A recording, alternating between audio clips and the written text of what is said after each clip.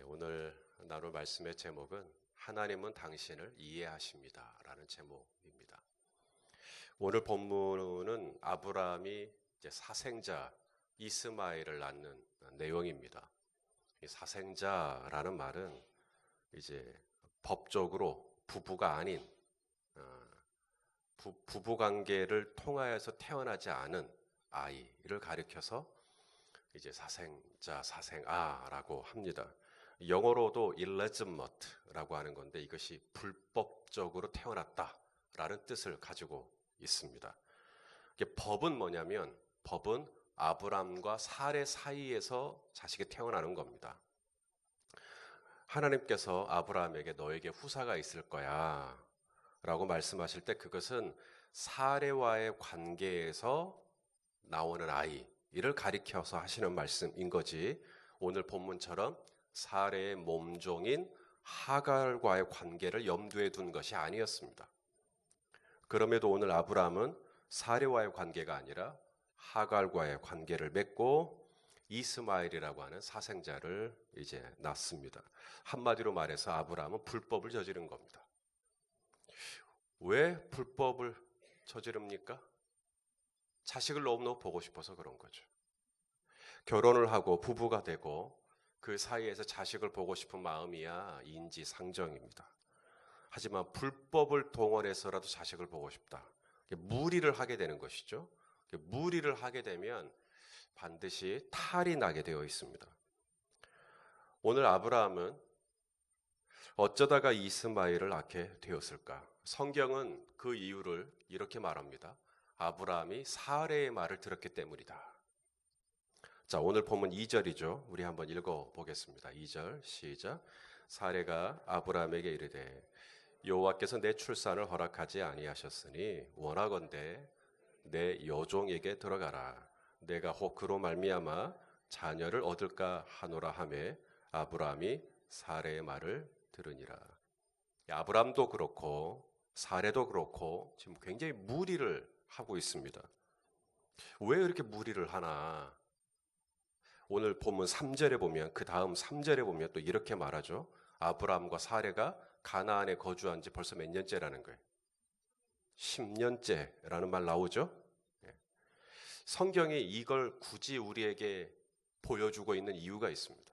벌써 10년이 됐어요. 하나님이 아브라함에게 너에게 자식이 있을 거야 라고 말하고 벌써 몇 년이 흘러버렸어요? 10년이요. 하란을 떠나 가나안에 올 때 아브라함은 딱 하나만 보고 왔어요. 말씀만 따라 여기까지 왔어요.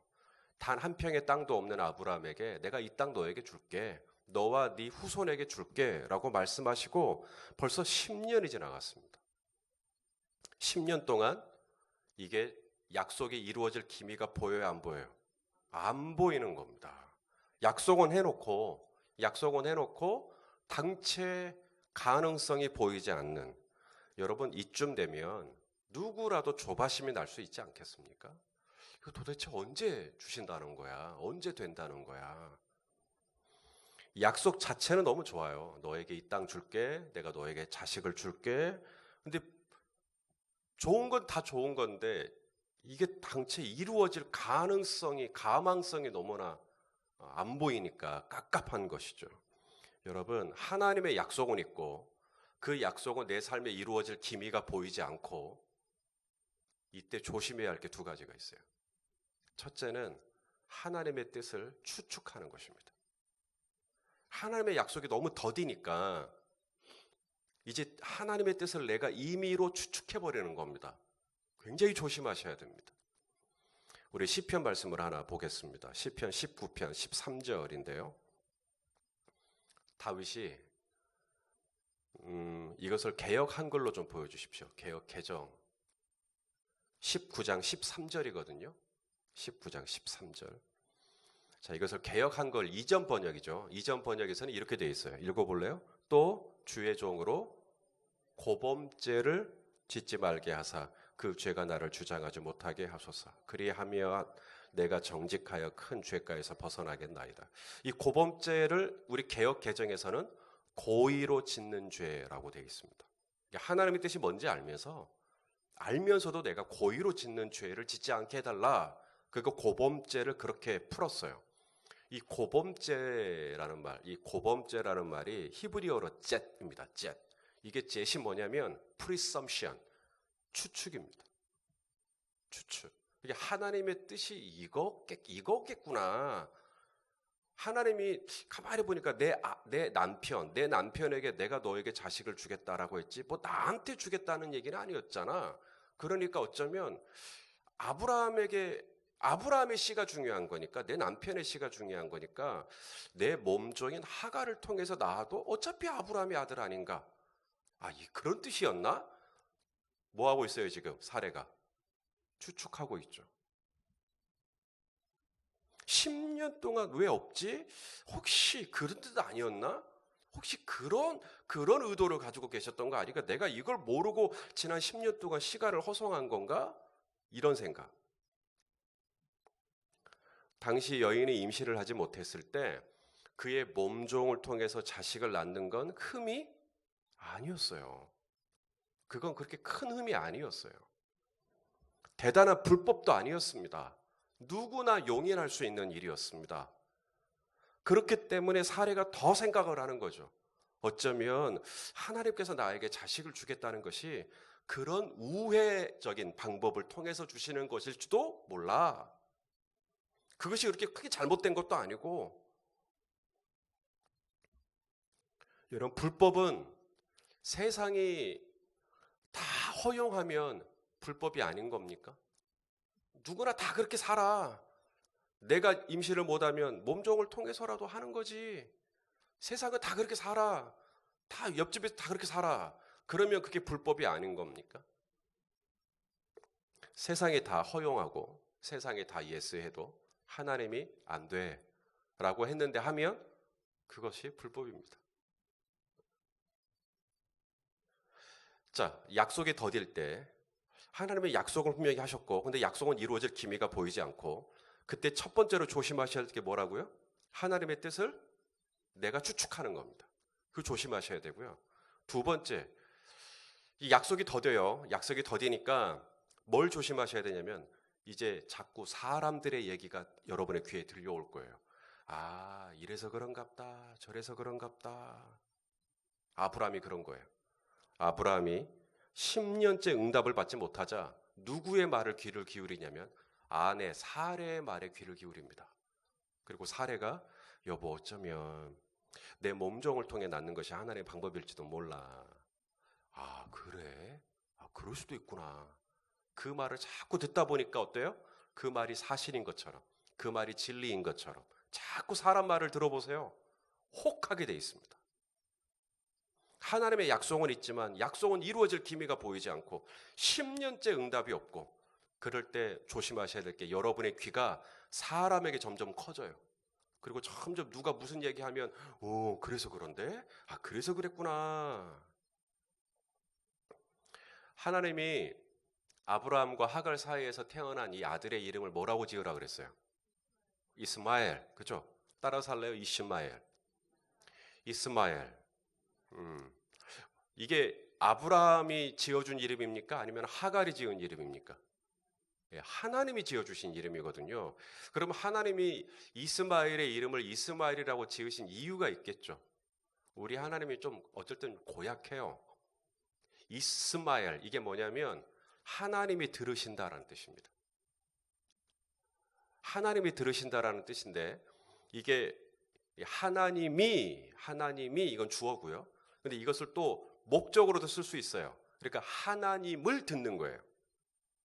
하나님을 듣는다. 그 다음에 이 시마엘 이게 샤마라는 단어에서 나왔는데, 이 샤마가 뭔 뜻이냐면 순종하다는 뜻입니다. 그러니까 이 이스마엘이라고 부를 때마다 아브라함은 뭘 느끼냐면 하나님 말씀 잘 들어라, 하나님께 순종해라 라는 뜻의 지금 메시지가 이스마엘이라는 이름을 부를 때마다 들려지는 거예요. 하나님이 평생 이제 이스마엘 이름 부를 때마다 너 내 말 안 들었지? 너 나한테 순종 안 했지? 라는 뜻인 겁니다. 하나님이 일부러 그 이름을 짓게 하신 거예요. 네가 누구의 말을 들어야 되는지, 네가 누구의 메시지를 들어야 되고, 네가 누구에게 순종해야 하는지를 깨닫게 하시기 위한 하나님의 고약한 방법 중에 하나가 그 아들의 이름을 넌 앞으로 이스마엘이라고 불러. 그럴 때마다 이제 아브라함은 깨닫는 거죠. 그래, 내가 하나님의 말씀을 들어야 되는데 막 이런 생각을 하면서 이제 이스마엘의 이름을 불렀겠죠. 자, 그럼 결론입니다. 어떻게 됐을까? 불법으로 이제 이스마엘을 낳았고 아브라함의 가정은 해피했을까? 사례는 자신의 몸종 하갈을 통해서 이제 자식을 보기만 보면 모든 것이 괜찮을 줄 알았던 거죠.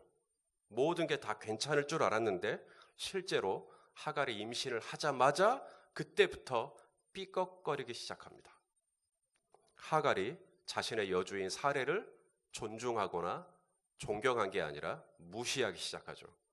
자, 오늘 본문 4절입니다. 한번 읽어보시죠. 4절 시작.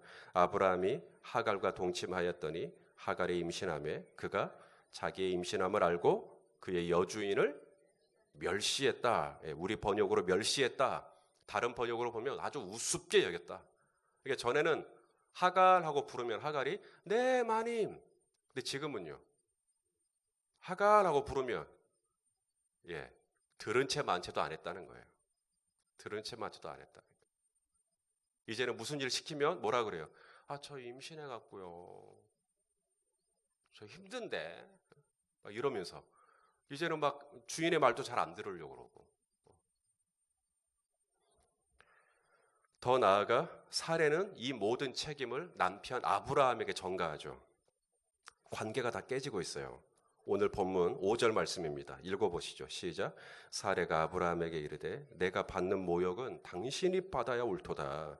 내가 나의 요종을 당신의 품에 두었거늘 그가 자기 임신함을 알고 나를 멸시하니 당신과 나 사이에 여호와께서 판단하시기를 원하노라. 처음에는 하갈을 통해 자식을 보기만 보면 모든 것이 해피할 줄 알았어요. 모든 것이 순조로울 줄 알았어요. 그래서 불법을 저질러서라도 내가 원하는 것을 얻어내면 행복할 줄 알았다고요. 그런데 예상치 못한 어려움들이 뻥뻥뻥뻥 터지는 겁니다. 하갈에게 멸시를 받고요. 남편이 그렇게 못마땅하고요. 더 나아가 오늘 여호와께서 판단하시기를 원하노라. 이것은 또 뭐냐면 하나님을 원망하고 있는 거예요. 사례와의 관계, 아브라함과의 관계, 하나님과의 관계. 급기야 사례는 하갈을 학대하기 시작하죠. 자, 6절 말씀입니다. 6절 또 읽겠습니다. 시작. 아브라함이 사라에게 이르되 당신의 요종은 당신의 수중에 있으니 당신 눈에 좋을 대로 그에게 행하라 하매 사라가 하갈을 학대하였더니 결국은 하갈이 사라 앞에서 도망하였다. 이 학대, 온나라는 단어인데 이게 뭐냐면 숨통을 조여버리는 겁니다. 얼마나 구박을 했을까요? 얼마나 힘들게 했으면 하갈이 결국은 못 견디고 뛰쳐나가 버립니다. 스프링을 누르면 순간은 눌리지만 결국은 튕겨 퍽 하고 나가듯이 이게 계속해서 사람을 숨을 못 쉬게 해버리니까 나가버립니다. 하갈이 도망을 치면 이제 하갈의 복중에 있는 아이는 어떻게 되는 겁니까? 아브라함의 자식인데 내 남편의 신데 하갈이 도망을 가버렸으면 이제 사례가 꿈꿨던 모든 건 다 수포로 돌아가는 거예요. 이처럼 불법을 저지른 대가는 비쌉니다. 자, 그럼 어떻게 하면 좋을까요? 하갈이 도망을 치는데 그냥 도망가는 걸 내버려둬요? 아브라함은 내버려뒀습니다. 사례도 내버려뒀습니다. 아무도 하갈이 도망을 쳤는데 하갈을 찾지도 않고 하갈을 어떻게 해보려고 도와주지도 않고 딱 한 분, 하나님만 하갈을 챙겼어요.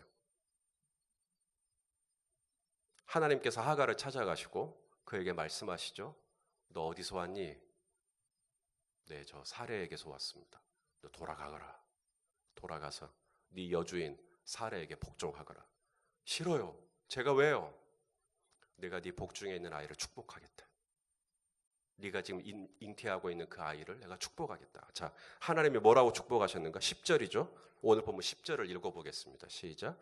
여호와의 사자가 또 그에게 이르되 내가 네 씨를 크게 번성하여 그 수가 많아서 셀 수 없게 하리라. 어느 여인이라도 이런 얘기 들으면 기분이 좋죠. 하나님이 이런 계획을 가지고 계시는구나.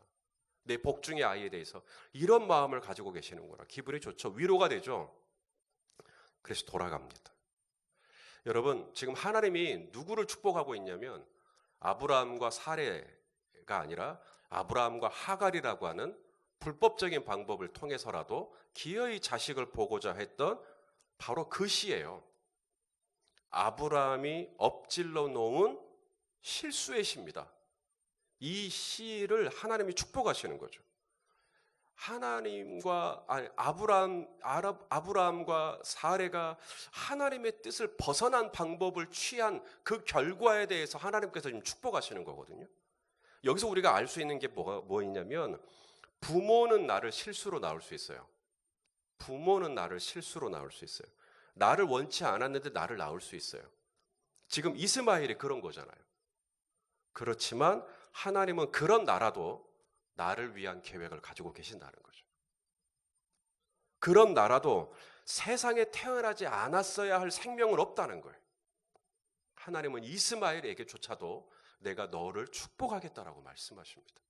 내 부모가 나를 어떻게 이 세상에 태어나게 하셨을지라도 하나님은 내가 이 땅에 태어나지 않았다면 모를까, 태어났다고 한다면 하나님은 반드시 나를 위한 계획을 가지고 계시고 나를 축복하기를 원하신다는 거죠. 이러한 하나님의 계획, 하나님의 마음을 확인하고 난 다음 하갈은 너무 감격하죠.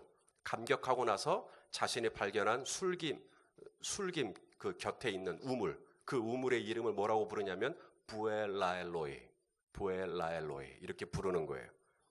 자, 오늘 본문이죠. 13절, 14절 한번 같이 한번 읽겠습니다. 시작. 하갈이 자기에게 이르신 여호와의 이름을 뭐라고 불러요? 나를 살피시는 하나님이라 하였으니 이는 내가 어떻게 여기서 나를 살피시는 하나님을 배웠는고 함이라. 이러므로 그 샘을 부엘라엘로이라고 불렀으며 그것은 가데스와 베레 사이에 있더라. 자, 좀 어려워요. 따라서 합시다. 부엘라엘로이. 예, 새벽에 참 이런 단어 너무 어려워요. 부엘라엘로이. 부엘, 우물, 라해, 이게 뭐냐면 하나나 보고 있다. 로이, 이게 로이가 참 중요해요. 부엘라엘로이. 이게 로이가 뭐냐면 하나님이 나를 이해하신다. 나를 이해하신다. 이게 나를 살피시는 하나님이라고 번역을 했지만 원어로는 이게 뭐냐면 하나님이 나를 이해해 주신다. 나를 이해해 주시고 계시는구나. 어떤 걸 이해를 하시는 걸까요? 지나간 10년 동안 하나님은 분명히 너에게 후사가 있을 거라고 했지만 하나님의 약속은 조금도 진척이 되질 않았어요. 조급해진 아브라함과 사레가 결국은 무리를 하게 되죠. 그리고 이스마엘을 낳게 됩니다. 이 부분에 대해서 하나님이 뭐라고 말씀하시냐면 내가 너희를 이해한다. 내가 너희를 이해한다. 사레가 하갈을 통해 자식을 가지려는 게 이게 무슨 하나님을 완전히 무시하고 하나님을 믿지 않기로 하고 세운 계획인가요? 사레가 남편에게 여보 하갈을 통해서 아이를 낳는 건 어때요? 라고 말할 때는 그것이 하나님을 믿지 않아서 하는 얘기가 아니라 그것이 어쩌면 하나님의 뜻이 아니었을까요? 그렇게 하는 것이 하나님의 의도는 아니었을까요? 나름 사레도요 하나님의 뜻을 찾아가는 과정이었어요. 아브라함이 사레의 말을 들은 것도 마찬가지.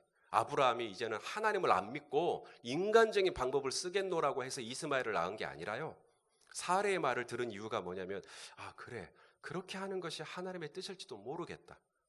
아브라함도 사레도 저 밑에는 뭐가 있냐면 하나님의 뜻대로 살고 싶은 마음이 있는 거예요. 그런데 그 과정 속에 실수하는 겁니다. 하나님의 뜻대로 살고는 싶은데 지나간 10년 동안 아무런 구름 한 점이 없으니 실수하는 거죠. 하나님의 뜻을 추측하고 이걸까 하고 무리를 하게 되는 것이죠. 하나님은 우리가 하나님의 뜻을 100% 완벽하게 다 이해하고 그러면 하나님이 좋아하시겠지만 저와 여러분은 인간입니다. 죄인입니다. 땅이 하늘하고 어떻게 땅이 하늘을 이해합니까? 저와 여러분은 늘 서툴러요. 중요한 건 뭐냐면 우리의 동기입니다. 저와 여러분 마음속에 서툴러도 그래도 그 마음 동기 속에 이것이 하나님의 뜻일까? 이렇게 해도 괜찮을까? 이렇게 혹시 하나님이 이렇게 하라는 것은 아니었을까? 저와 여러분 안에 하나님의 뜻을 찾아가려고 하는 그 동기가 분명하다면 하나님은 어떤 하나님? 부엘라엘로이, 나를 이해하세요. 그리고 어떻게 하십니까? 그 과정 속에서 내가 좀 실수하더라도 하나님은 선하게 오늘 이스마엘을 축복하시고 그의 후손을 축복하시고 아브라함과 사레와 하갈과 이스마엘까지 다 축복하신 것처럼 하나님은 모든 과정을 선하게 인도하여 주시는 것입니다. 하나님을 사랑하는 자, 곧 그 뜻대로 부르심을 입은 자들에게는 모든 것을 합력하여 뭐가 이루어져요? 선. 조건이 뭐예요? 하나님을 사랑하는 자. 하나님을 사랑하는 자. 이것만 분명하시면 돼요. 여러분 안에 하나님을 사랑하는 마음은 분명히 있어요. 아브람도 그거 있어요. 사례도 있어요. 그런데 실수하는 거예요. 근데 그 마음만 있으면 하나님의 뜻이 이걸까? 내가 너무 무지해서, 내가 너무 모자라서, 내가 하나님의 뜻을 함부로 추측하고 잘못된 결정을 내릴 때도 있지만 저와 여러분 안에 하나님을 사랑하는 마음이 쫙 깔려 있으면 하나님은 그것을 딱 받으시고 저와 여러분의 삶에 부엘라엘로이의 은혜를 베풀어 주시는 분이십니다. 하나님이 저와 여러분을 이해해 주세요. 네가 오죽했으면 그랬겠니? 10년 동안 약속이 이루어지지 않으니까 네가 다급했구나. 네가 그래서 그랬구나. 이해하십니다. 그리고 하나님은 이스마엘을 축복하시죠. 그리고 하갈은 이 모든 걸 깨닫고 하나님에 대해서 이렇게 이름을 붙입니다. 하나님은 나를 이해해 주시는 분이시구나. 하나님은 나를 살펴주시는 분이시구나. 할렐루야. 우리 하나님은 내 실수보다 크세요.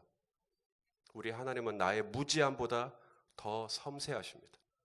하나님은 나의 결점보다 더 위대하신 하나님인 것을 믿으실 수 있기를 바랍니다.